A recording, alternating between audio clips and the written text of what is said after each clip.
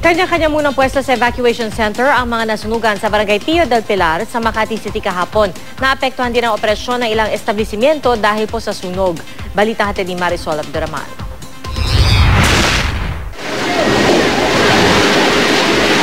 Sa kasagsagan ng pag-aupula ng sunog na lumalamon sa mga bahay sa Barangay Pio del Pilar, Makati City, hindi magkanda-ugaga ang mga residente. Ang babaeng ito na nagtatatakbo at iyak ng iyak. Nasusunog daw kasi ang kanilang bahay at hindi niya makita ang mga anak. Agad naman siyang nilapitan at niyakap ng lalaki at sinabing maayos ng kanyang mga anak. Ang iba pang residente, kanya-kanyang takbo. Si Glenda Palma, hindi raw alam kung paano nakatakbo palabas ng compound bitbit ang anak. Ang kapitbahay daw kasi nila ang pinagmula ng sunog. Nagkakagulo na sila. Akala ko nag-aaway lang pagsilip ko. Sabi nila sunog na agad. Paano yun? Mayroon ka bang naitakbo? Wala po, Miss Kaysa. Karamihan ng mga nasunugan, kanya-kanyang pwesto sa harap at gilid ng mga establishmento.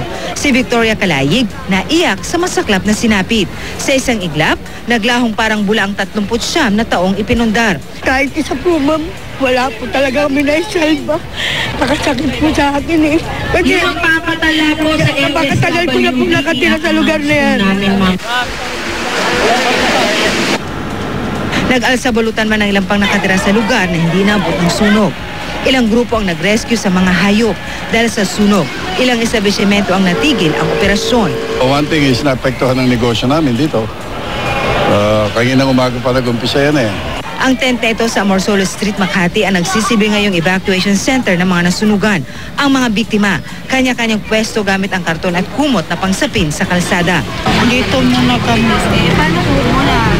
Yan na nga po, wala na kaming dito lang. Tuloy ang pagbibigay ng medical assistance sa mga may edad ng residente. Meron naman po tayong nakahandang pagkain to provide them. Pwede nang pumasok yung mga areas na hindi nasunugan. Marisol Abduraman, GMA News.